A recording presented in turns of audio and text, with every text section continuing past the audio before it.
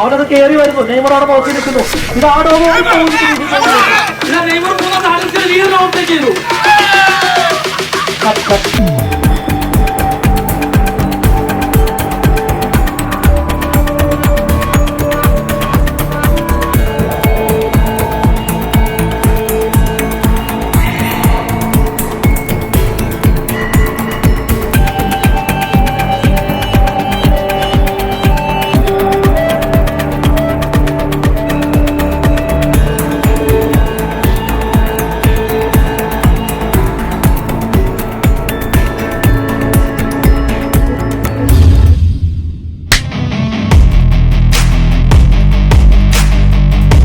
നമസ്കാരം, ഞാൻ സുധി മാഡിസൺ.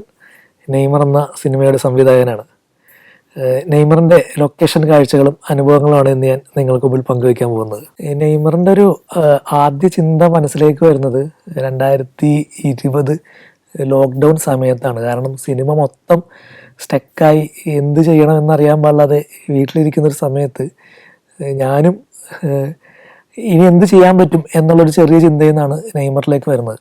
അപ്പോൾ ആ ഒരു ലോക്ക്ഡൗൺ ടൈം മൊത്തത്തിൽ യൂട്ടിലൈസ് ചെയ്ത് ആ സിനിമയെക്കുറിച്ചുള്ള ആലോചനകളും ചിന്തകളും വന്ന് ഏകദേശം ലോക്ക്ഡൗൺ ഒന്ന് തീരുന്നതോടുകൂടി കോവിഡിൻ്റെ സിറ്റുവേഷനുകളൊക്കെ മാറി പുറത്തേക്ക് ഇറങ്ങാവുന്നൊരു സ്റ്റേജ് വന്നപ്പോഴാണ് ഞാൻ വി സിനിമാസ് ഇൻ്റർനാഷണലുമായിട്ട്, കാരണം ഞാൻ അവരുടെ കൂടെ അതിനു മുമ്പ് വി സിനിമാസിൻ്റെ കൂടെ അതിനു മുമ്പ് ഓപ്പറേഷൻ ജാവ എന്ന് പറഞ്ഞ സിനിമയുടെ കോ ഡയറക്ടറായിരുന്നു. അപ്പോൾ അങ്ങനെ വി സിനിമാസിൽ പത്മ മേഡത്തിനും ഉദയൻ സാറിനും ഉദയ രാമേന്ദ്രൻ ആൻഡ് എക്സിക്യൂട്ടീവ് പ്രൊഡ്യൂസർക്ക് എല്ലാവർക്കും എന്നെ അറിയാം. അപ്പോൾ അങ്ങനെയാണ് ഞാൻ നെയ്മറിൻ്റെ ഒരു ബേസിക് പ്ലോട്ട് അവരോട് ഡിസ്കസ് ചെയ്യുന്നത്. അപ്പോൾ അതവർക്ക് ഭയങ്കരമായിട്ട് ആ ഒരു തോട്ട് അവർക്ക് ഭയങ്കരമായിട്ട് ഇഷ്ടപ്പെട്ടു. പിന്നെ എന്നോട് ബാക്കി കാര്യങ്ങൾ സുധി മൂവി സ്ക്രിപ്റ്റ് ആക്കൂ എന്ന് പറഞ്ഞു. പിന്നെയും ഞാൻ ഒരു ലോങ് ടൈം, ഒരു 6 മാസത്തോളം എടുത്ത് അതിൻ്റെ ഒരു ബേസിക് ഡ്രാഫ്റ്റ് വർക്ക് ചെയ്ത് പിന്നെയും ഈ സിനിമാസിൽ പോയി കഥ പറഞ്ഞു. അപ്പോഴും അവർ അതിനകത്ത് കംപ്ലീറ്റ്ലി സാറ്റിസ്ഫൈഡ് ആയിരുന്നു. പിന്നെ അടുത്തൊരു പ്രോസസ്സ് എന്ന് പറഞ്ഞു കഴിഞ്ഞാൽ നെയ്മറിനെ കണ്ടുപിടിക്കുക. അപ്പോൾ നെയ്മർ ഒരു നാടൻ ഡോഗ് വേണമെന്ന് ഞങ്ങൾക്ക് എല്ലാവർക്കും നിർബന്ധം ഉണ്ടായിരുന്നു. അപ്പോൾ ഈ നാടൻ ഡോഗിനകത്തേക്ക് വരുമ്പോൾ പൊതുവെ ഞങ്ങൾ മീറ്റ് ചെയ്ത എല്ലാ ട്രെയിനേഴ്സും ഞങ്ങളോട് പറഞ്ഞത് ഒരു നാടൻ നായ്ക്കുട്ടിയെ വെച്ചത് ഒരിക്കലും പോസിബിൾ അല്ല. കാരണം അവർ അങ്ങനെ പറഞ്ഞാൽ അനുസരിക്കണമെന്നില്ല, അവരുടെ ബ്ലഡ് ലൈനിൽ അങ്ങനെ ഒരു റിട്രീവിങ് കപ്പാസിറ്റി ഇല്ല. അപ്പോൾ അത് ഭയങ്കര ഡിഫിക്കൽട്ടായിരുന്നു. നമ്മൾ മറ്റുള്ള ലാംഗ്വേജ് സിനിമ നോക്കിയാൽ പോലും, പിന്നീടാണെങ്കിൽ പോലും ഒരു നാടൻ ഡോഗ് ത്രൂ ഔട്ട് ഒരു മെയിൻ ലീഡ് ചെയ്തേക്കുന്ന സിനിമകൾ വന്നിട്ടില്ല നമുക്ക് റെഫർ ചെയ്യാൻ പോലും. അപ്പോൾ അതൊരു വലിയ വെല്ലുവിളിയായിരുന്നു. പക്ഷെ നമുക്ക് നമ്മളുടെ സിനിമയിൽ ഒരു നാടൻ ഡോഗ് തന്നെ വേണം, ആ ഒരു തീരുമാനം ഞങ്ങൾ ആദ്യമേ തന്നെ എടുത്തതായിരുന്നു. അപ്പോൾ അത് നെയ്മറിനെ കണ്ടുപിടിക്കാനുള്ളൊരു ട്രാവൽ എന്ന് പറയുന്നത് ലൊക്കേഷൻ കണ്ടുപിടിക്കുന്നത് പോലെ തന്നെ വലിയൊരു ചലഞ്ചിങ് ആയിരുന്നു നെയ്മർ സിനിമയിൽ.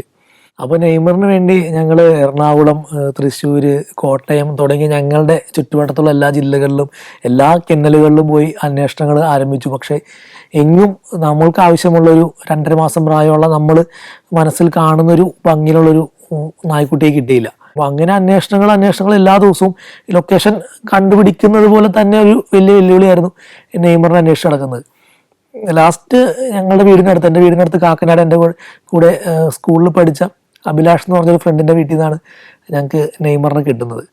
അപ്പോൾ അതൊരു വലിയ സംഭവമായിരുന്നു. നമ്മൾ ചോക്കുമലയിൽ ഇരുന്നിട്ട് ചോക്ക് അന്വേഷിച്ചു എന്ന് പറയുന്ന പോലെ ലോകം മൊത്തം നമ്മൾ അന്വേഷിച്ച് കിടന്നു. പക്ഷെ നമ്മൾ തൊട്ടടുത്തുണ്ടായിരുന്നു നെയ്മർ. അവിടെ നിന്ന് അവനെ എടുത്ത് ട്രെയിനർക്ക് 2.5 മാസമുള്ളപ്പോൾ എടുത്ത് കൊടുത്തു. ഒരു 5 മാസത്തെ ട്രെയിനിങ് പീരീഡിലാണ് അവൻ സിനിമയിൽ കാണുന്ന ആ ഒരു കാര്യങ്ങളൊക്കെ ചെയ്ത് പക്കയാവുന്നത്. അപ്പോൾ നെയ്മറിനെ കണ്ടുപിടിച്ച് ട്രെയിനർക്ക് ട്രെയിനിങ്ങിന് വേണ്ടി കൊടുത്തതിന് ശേഷം പിന്നെ നമുക്കുള്ള ഒരു വെല്ലുവിളി ലൊക്കേഷൻ കണ്ടുപിടിക്കുക എന്നുള്ളതാണ്. അപ്പോൾ ഈ ലൊക്കേഷൻ കണ്ടുപിടിക്കുന്നതിൽ ആദ്യം വേണ്ടത് മാത്യുവിൻ്റെ വീടാണ്. അപ്പോൾ മാത്യുവിൻ്റെ വീട് എന്ന് പറയുമ്പോൾ അത് ഷമ്മി ചേട്ടൻ്റെയും ജോണി ചേട്ടൻ്റെയും വീട്. ഈ 2 വീടുകൾ തൊട്ടടുത്തടുത്ത് വേണം. അത് ഭയങ്കര ഞങ്ങൾക്ക് നമ്മൾ മനസ്സിലാക്കാതെ പറയുമ്പോൾ മുതൽ 2 വീടുകൾ സ്ട്രെയിറ്റ് ആയിട്ടിരിക്കുന്ന 2 വീടുകൾ, ഒരേ ലൈനിലിരിക്കുന്ന 2 വീടുകൾ, അതിന് നടുക്കൊരു വലിയ വേലി വേണം, നിറയെ മുറ്റം വേണം, ഈ ഡോഗിൻ്റെ ആക്ടിവിറ്റീസ്, ഇങ്ങനെയുള്ള കുറേ കാഴ്ചപ്പാടുകൾ മനസ്സിലുണ്ടായിരുന്നു. അപ്പോൾ അതിന് വേണ്ടിയിട്ട് വൈക്കം, കോട്ടയം, കിഴക്കമ്പലം, പള്ളിക്കര, പിന്നെ കോതമംഗലം, അങ്ങനെ ഒരുപാട് സ്ഥലങ്ങളിൽ ലൊക്കേഷൻ അന്വേഷണം നടന്നിരുന്നു ഈ 2 വീടുകൾ ഒരേപോലെ കിട്ടാൻ വേണ്ടി. പല സ്ഥലങ്ങളിലും വീടുണ്ട്, മുറ്റമില്ല. പിന്നെ ചില സ്ഥലങ്ങൾക്ക് വീടിന് വേലി അടുത്തടുത്ത്, വീടുകളുടെ അടുപ്പും ഭയങ്കര അടുത്തടുത്ത്. അപ്പോൾ ഇങ്ങനെയൊക്കെ അത് ഭയങ്കര ബുദ്ധിമുട്ടായിരുന്നു ഞങ്ങൾക്ക്. അങ്ങനെയാണ് ചാലക്കുടിയിൽ ഒരു വീട് ഉണ്ടെന്ന് പറഞ്ഞ് ഞങ്ങളുടെ പ്രൊഡക്ഷൻ ടീമിലുണ്ടായിരുന്ന ജിൻചേട്ടൻ്റെ തന്നെ കൂടെ ഉണ്ടായിരുന്ന റിനോയ് ഞങ്ങളെ ഒരു സ്ഥലം കൊണ്ടുപോയി കാണിക്കുന്നു. അപ്പോൾ റിനോയ് ചാലക്കുടിയിൽ കൊണ്ടുപോയി ഒരു വീട് കാണിച്ചു. അത് ഞങ്ങൾക്ക് ഓക്കെ ആയിരുന്നു. കാരണം നമ്മൾക്ക് വേണ്ട മുൻപിലും പുറകിലും മുറ്റമുണ്ട് വീടിന്. സൈഡിലായിട്ട് ജോണിച്ചേട്ടൻ്റെ വീടിന് പറ്റുന്ന ഒരു അറ്റ്മോസ്ഫിയർ ഉണ്ട്. നല്ല രീതിയിലുള്ളൊരു വേലി അവിടെ ഉണ്ടായിരുന്നില്ല. വേലി നമുക്ക് കെട്ടേണ്ട വന്നു. അപ്പം ഇങ്ങനെയൊക്കെയുള്ള കുറേ അരമതിലുള്ള വീടായിരിക്കണം, മുറ്റം വേണം. ഈ പറഞ്ഞ കാര്യങ്ങൾ സൈഡിലായിട്ട് മാത്യുവിന് പുറത്തൊരു മുറി വേണം. ഇങ്ങനെ കുറേ കാഴ്ചപ്പാടുകൾ മനസ്സിലുള്ളത് കൊണ്ട് ആ വീട് ഞങ്ങൾക്ക് ഭയങ്കര ഓക്കെ ആയിട്ട് തോന്നി. അതാണ് ഞങ്ങൾ മാത്യുവിൻ്റെ വീടായിട്ട് സിനിമയിൽ കാണിച്ചിരിക്കുന്നത്. നെയ്മറിനെ മാത്യു നസ്ലിനും വീട്ടിൽ കൊണ്ടുവന്നതിൻ്റെ അന്ന് അവൻ ഒരു കോഴീനെ കാണുന്നുണ്ട്. കോഴീനെ കണ്ടിട്ട് വേലി ചാടി കോഴീനെ പിടിക്കാൻ പോകുന്നുണ്ട്. കോഴി ഭയങ്കര ഹോബിയാണ്. അപ്പോൾ ഈ സിനിമ ആ സീൻ ഷൂട്ട് ചെയ്യുന്ന സമയത്ത് കോഴീനെ നമ്മളവിടെ കെട്ടി വെച്ചിട്ടുണ്ട്. ഇവൻ വേലി വന്ന് ചാടുന്നു. ഇവൻ കോഴീനെ പേടി. ഇവൻ വേലി വന്ന് ജമ്പ് ചെയ്യുമ്പോഴും കോഴീനെ കണ്ട് ഇവൻ പേടിച്ചോടുന്നു. കോഴിക്കാണെങ്കിൽ നെയ്മറിനെ പേടിയില്ല. നമ്മളെല്ലാവരും ഞെട്ടിപ്പോയി. കാരണം സാധാരണ കോഴികളൊക്കെ പട്ടിയെ കാണുമ്പോൾ പേടിച്ചോടുന്നതാണ്. ഈ കോഴിയാണെങ്കിൽ അവിടെ തന്നെ നിൽക്കുന്നു, കോഴി പേടിച്ചോടുന്നില്ല. നെയ്മറിനാണെങ്കിൽ കോഴീനെ പേടി.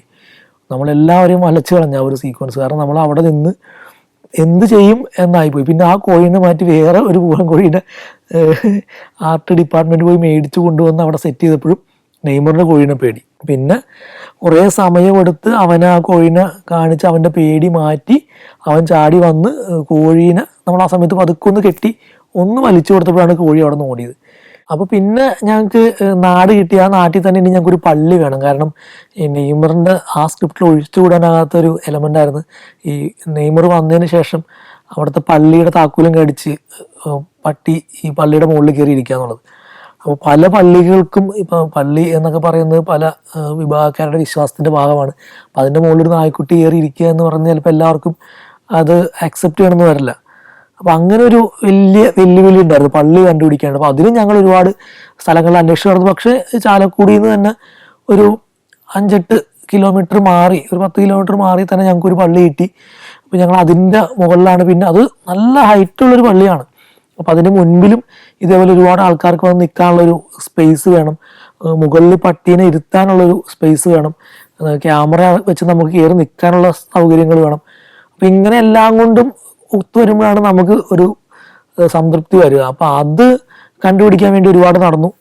ഫൈനലി അത് ഞങ്ങൾക്ക് ചാലക്കുടിയിൽ നിന്ന് തന്നെ കിട്ടി. പിന്നെ നമ്മൾക്ക് വേണ്ട ഒരു മേജർ ലൊക്കേഷൻ എന്ന് പറഞ്ഞാൽ ഇതിൻ്റെ സെക്കൻഡ് ഹാഫിലേക്ക് പിള്ളേർ മാത്യു നസ്ൽ നാട് വിട്ടു പോയി കഴിഞ്ഞിട്ടുള്ള പോണ്ടിച്ചേരി ലൊക്കേഷനാണ്.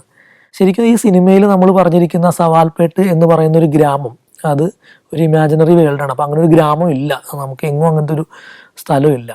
കാരണം കംപ്ലീറ്റ്ലി ഗെയിമുകൾ നടക്കുന്ന 24 മണിക്കൂറും ആളുകൾ, അവിടെയുള്ള ആളുകളെല്ലാം ഇപ്പോൾ ചീട്ടുകളി, കല്ലുകളി, അല്ലെങ്കിൽ സൂചി ഏറ്, കോഴിപ്പോര്, അങ്ങനെയുള്ള പല പല ഗെയിമുകളിൽ ഇൻവോൾവഡ് ആയിട്ടിരിക്കുന്ന ആളുകളാണ്. അവരുടെ സവാൽപേട്ട് എന്ന് പറയുന്ന വില്ലേജ് തന്നെ ഗെയിമിന് അഡിക്റ്റഡ് ആയ ഒരു വില്ലേജാണ്. അപ്പം അങ്ങനെ ഒരു വില്ലേജ് കണ്ടുപിടിക്കണം, അത് ഇത്തിരി റൂറലായിരിക്കണം, അങ്ങനെയുള്ളൊരു ചിന്ത എന്നൊക്കെയാണ് പോണ്ടിച്ചേരിയിലേക്ക് നമ്മൾ പോയത്. അപ്പോൾ അത് പോണ്ടിച്ചേരിയിൽ ചെന്നപ്പോൾ പോണ്ടിച്ചേരിയിൽ അങ്ങനെ ഒരു വില്ലേജ് ഇല്ല. കാരണം പോണ്ടിച്ചേരി നമുക്കറിയാം ഒരു പോഷ് ടൂറിസ്റ്റ് പ്ലേസ് ആണ്.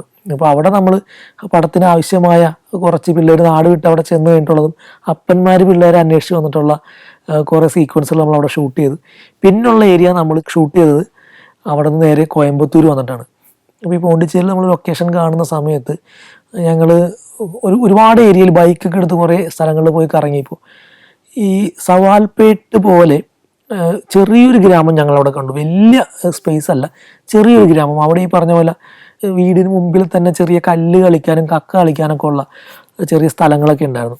അപ്പോൾ അത് ഞാൻ വീഡിയോ എടുത്തിട്ട് അത് നമ്മൾ കോയമ്പത്തൂർ ഒന്ന് അന്വേഷിക്കാം എന്ന് വെച്ച് ഞങ്ങൾ കോയമ്പത്തൂർ വന്നു. കോയമ്പത്തൂർ ആണ് ഏറ്റവും കൂടുതൽ ലൊക്കേഷന് വേണ്ടി ടൈം സ്പെൻഡ് ചെയ്തത്. കാരണം നമ്മൾ ഈ പറഞ്ഞ പോലെ സവാൽപേട്ടിന് പറ്റുന്ന തരത്തിൽ 2 ഫേസ് ടു ഫേസ് ഇരിക്കുന്ന വീടുകൾ. കാരണം എന്താണെന്ന് വെച്ച് കഴിഞ്ഞാൽ ഈ ഡോഗുകൾ ഒരു ഗെയിമിൽ ഈ ഡോഗുകൾ ഓടുന്നുണ്ട്. ഈ നായ്ക്കുട്ടികളെല്ലാം പല വീടിൻ്റെ ഇടയിലൂടെയൊക്കെ ഓടുന്ന വഴിയുണ്ട്. അപ്പോൾ അങ്ങനെ ഉള്ള വീടുകളായിരിക്കണം, ഭയങ്കര അടുത്തടുത്തിരിക്കുന്ന വീടുകളായിരിക്കണം എന്നുള്ളൊരു നിർബന്ധമൊക്കെ ഉള്ളത് കൊണ്ട് അങ്ങനൊരു വില്ലേജ് കണ്ടുപിടിക്കാനായിട്ട് ഭയങ്കര കഷ്ടപ്പെട്ടു. കാരണം കോയമ്പത്തൂരിൽ നിന്ന് തന്നെ ഏകദേശം ഒരു 40 കിലോമീറ്റർ ചുറ്റളവിലൊക്കെ ഞങ്ങൾ ഒരുപാട് ട്രാവൽ ചെയ്തിരുന്നു ഇങ്ങനെയുള്ള വീടുകൾക്ക് വേണ്ടി. പക്ഷെ അതൊക്കെ ഒരു ഗോസ്റ്റ് വില്ലേജ് പോലത്തെ ഒരുപാട് വില്ലേജുകളൊക്കെ ഉണ്ടായിരുന്നു. പക്ഷെ നമുക്ക് ആവശ്യമുള്ളൊരു വില്ലേജ് കിട്ടിയില്ല. ദെൻ കോയമ്പത്തൂർ സർക്കിളിൽ നിന്ന് തന്നെ ഒരു 5-10 കിലോമീറ്ററിനുള്ളിൽ ഞങ്ങൾ ട്രാവൽ ചെയ്യുന്ന സമയത്ത് എന്നെ പെട്ടെന്നൊരു ബിൽഡിങ് സ്ട്രൈക്ക് ചെയ്തു. ആ ബിൽഡിങ് ഞാൻ പോണ്ടിച്ചേരിയിൽ കണ്ട പോലത്തെ ഒരു ബിൽഡിംഗ് ആയിരുന്നു.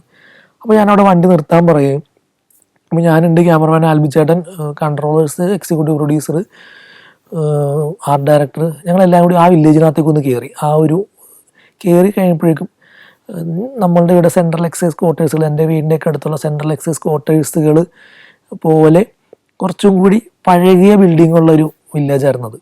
അവിടെ വീടുകളുണ്ട്, വലിയ വലിയ ബിൽഡിങ്ങുകളുണ്ട്. അപ്പോൾ അതിനിടയിൽ ഞങ്ങൾ കംപ്ലീറ്റ്ലി ഒന്ന് നടന്ന് ട്രാവൽ ചെയ്തപ്പോഴേക്കും നമുക്ക് വേണ്ട കുറേ സ്ഥലങ്ങൾ അവിടെ നിന്ന് കിട്ടി. അപ്പോൾ നമ്മൾ ഇത് തന്നെയാണ് നമുക്ക് സവാൽപേട്ടായിട്ട് വേണ്ടത്.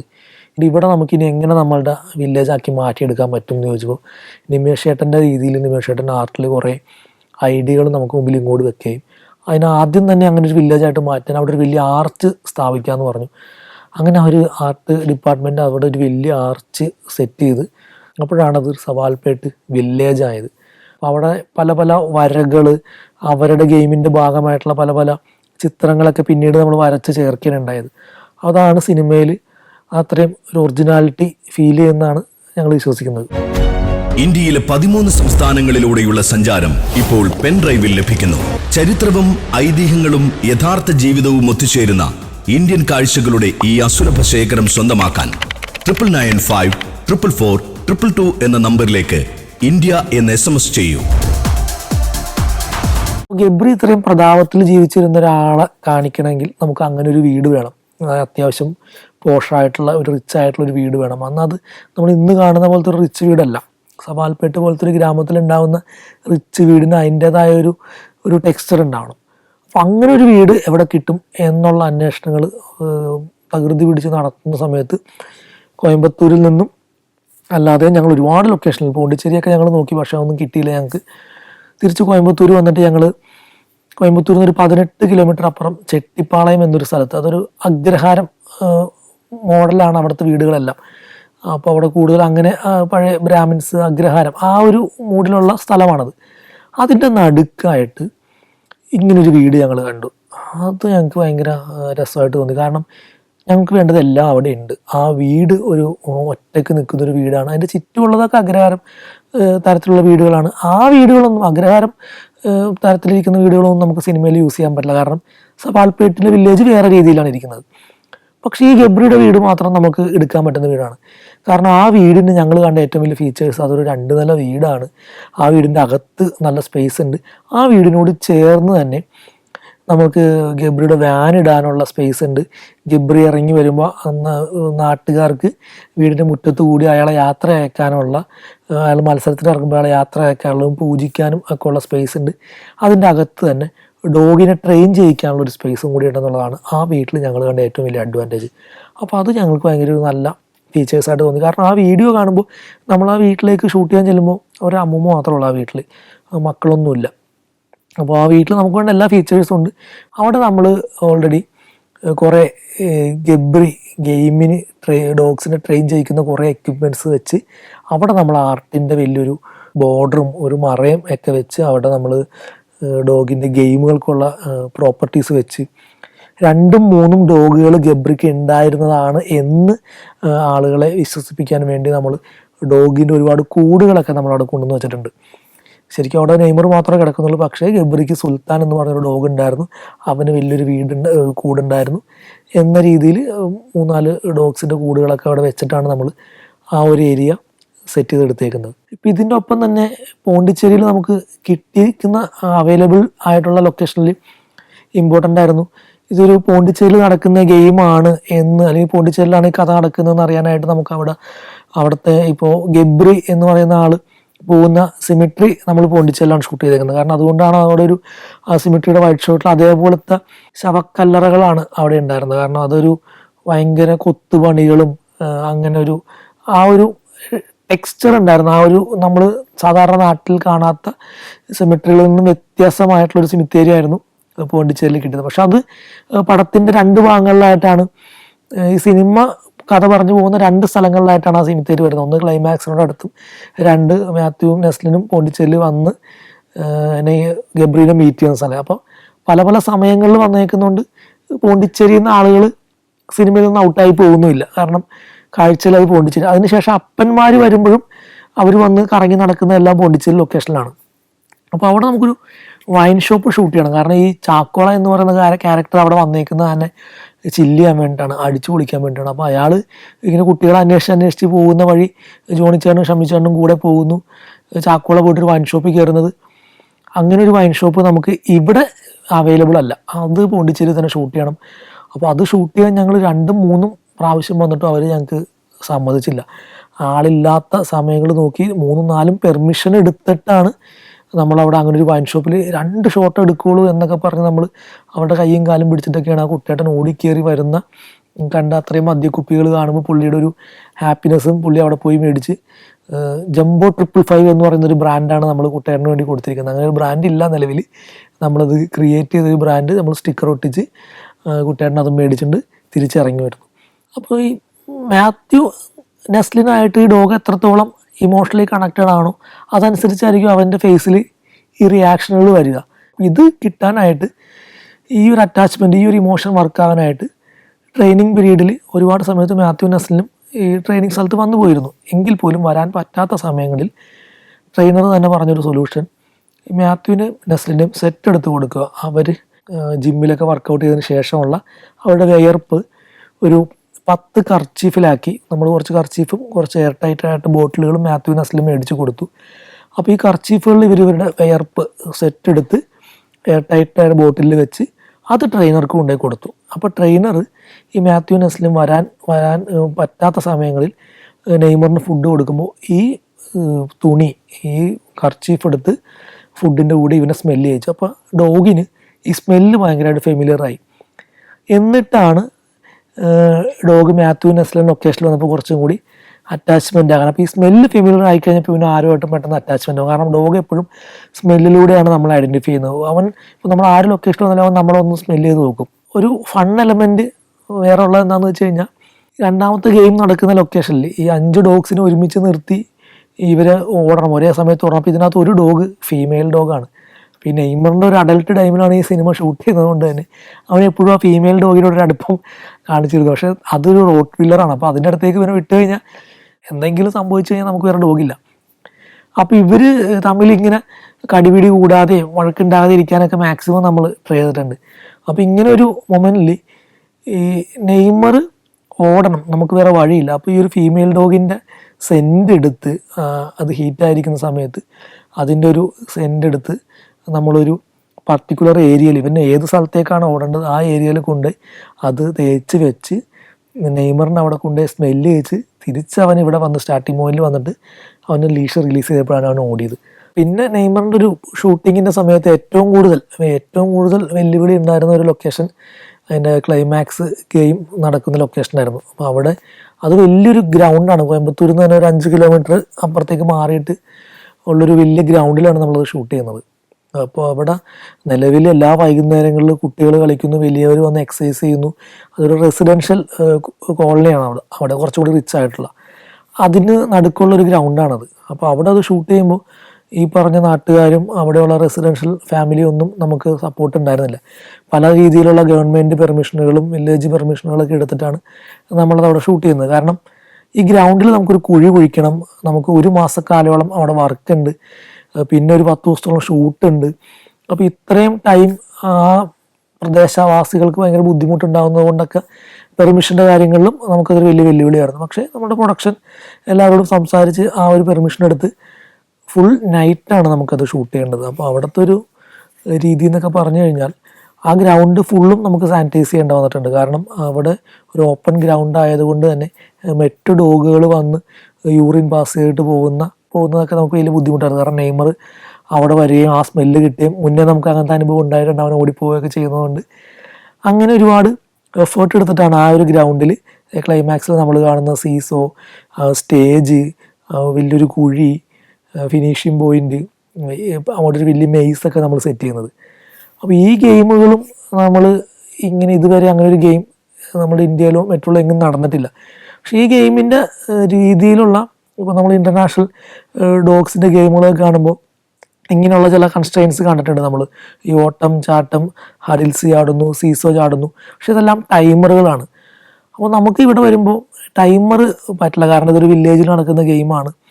അപ്പോൾ നമുക്കത് ഒരേ സമയത്ത് 3 ഡോഗുകളെ വിടാം, എന്നിട്ട് അവർ ഓടി ഫിനിഷ് ചെയ്യുന്ന ഒരു ഓട്ട മത്സരം പോലെ നമുക്കത് ഫിനിഷ് ചെയ്യാം എന്നുള്ളൊരു, അതിൻ്റെ ഇടയിൽ ഉണ്ടാകുന്ന അപ്പ് ആൻഡ് ഡൗൺസിൽ നമുക്ക് ആളുകൾ എൻ്റർടൈൻ ചെയ്യിക്കുന്ന രീതിയിലാണ് നമ്മളത് ആ ഗെയിം പ്ലാൻ ചെയ്തത്. ഏറ്റവും വലിയ വെല്ലുവിളി എന്താണെന്ന് വെച്ച് കഴിഞ്ഞാൽ, ഞങ്ങൾ ഓൾറെഡി ഒരു ജൂലൈ സമയങ്ങളിലാണ്, ജൂൺ 9 തുടങ്ങിയിട്ട് സെപ്റ്റംബർ 24 പടം ഷൂട്ട് തീരുന്നത്.